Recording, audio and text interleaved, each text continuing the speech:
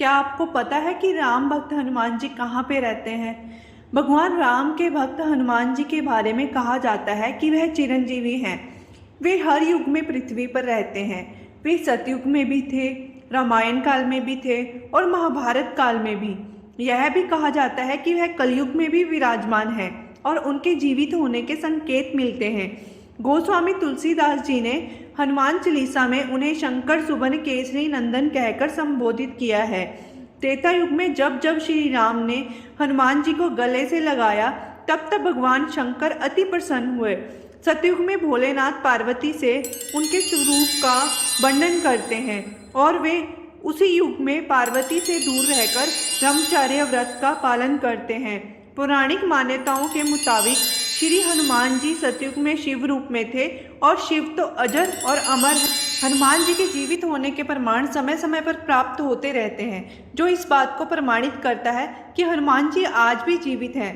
पौराणिक मान्यताओं के मुताबिक जहाँ भी भगवान राम की कथा होती है वहाँ हनुमान जी अवश्य होते हैं। इसलिए हनुमान जी की कृपा पाने के लिए श्री राम की भक्ति जरूरी है। जो राम के भक्त हैं, हनुमान उनकी सदैव रक्षा करते हैं। शास्त्रों में इस बात का उल्लेख मिलता है कि कुछ ऐसी आत्माएं हैं जिन्हें चिरंजीवी होने का वरदान प्राप्त है। इनमें एक नाम महावीर हनुमान जी का भी है।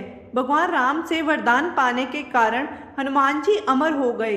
तुलसीदास जी ने कलयुग में हनुमान जी की मौजूदगी का उल्लेख किया है और बताया है कि हनुमान जी की कृपा से ही उन्हें राम लक्ष्मण जी के दर्शन प्राप्त हुए हैं। हनुमान जी कलयुग में गंधमादन पर्वत पर निवास करते हैं, ऐसे श्रीमद् भगवत गीता में वर्णन आता है। यत्र यत्र रघुनाथ कीर्तन तत्र कृत मस्तकांजलि बाष्पवारि परिपूर्ण लोचन मारुति नमत राक्षसांतक। अर्थात कलयुग में जहाँ जहाँ भगवान श्री राम की कथा कीर्तन इत्यादि होता है वहाँ हनुमान जी गुप्त रूप से विराजमान रहते हैं।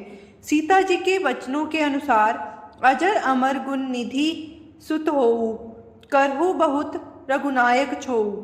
ऐसा कहा जाता है कि यदि मनुष्य पूर्ण श्रद्धा और विश्वास से इनका आश्रय ग्रहण कर ले तो फिर तुलसीदास जी की भांति उसे भी हनुमान और राम दर्शन होने में देर नहीं लगती। इससे उनके हर काल में अजर अमर होने का संकेत मिलता है। त्रेता युग में तो पवन पुत्र हनुमान ने केसरी नंदन के रूप में जन्म लिया और वे राम के भक्त बनकर उनके साथ छाया की तरह रहे। वाल्मीकि रामायण में हनुमान जी के संपूर्ण चरित्र का उल्लेख मिलता है।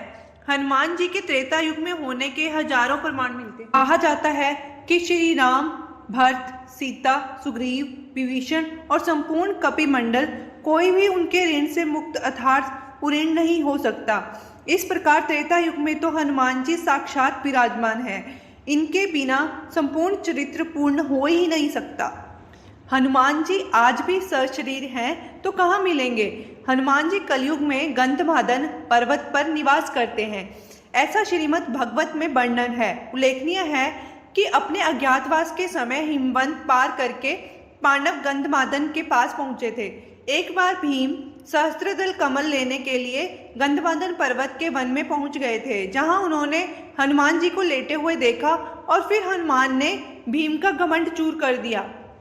गंधमादन पर्वत का उल्लेख कई पौराणिक हिंदू धर्म ग्रंथों में हुआ है। महाभारत की पूरी कथाओं में भी गंधमादन पर्वत का वर्णन प्रमुखता से आता है। हिंदू मान्यताओं के अनुसार माना जाता है कि यहाँ के विशालकाय पर्वतमाला और वन क्षेत्रों में देवता रमण करते हैं। पर्वतों में श्रेष्ठ इस पर्वत पर कश्यप ऋषि ने भी तपस्या की थी। गंधमादन पर्वत के शिखर पर किसी भी वाहन से नहीं पहुंचा जा सकता। गंधमादन में ऋषि, सिद्ध, चारण, विद्याधर, देवता, गंधर्व, अप्सराएं और किन्नर निवास करते हैं। वे सब यहाँ निर्भीक विचरण करते हैं। मेरू पर्वत की चारों दिशाओं में स्थित गंजदंत पर्वतों में से एक को इस काल में गंधमादन पर्वत कहा जाता था। आज यह क्षेत्र तिब्बत के इलाके में है। यहाँ पहुँचने के 3 रास्ते हैं। पहला नेपाल के रास्ते मानसरोवर से आगे और दूसरा भूटान की पहाड़ियों से आगे और तीसरा अरुणाचल के रास्ते चीन होते हुए आप गंधमादन पर्वत पर पहुँच सकते हैं।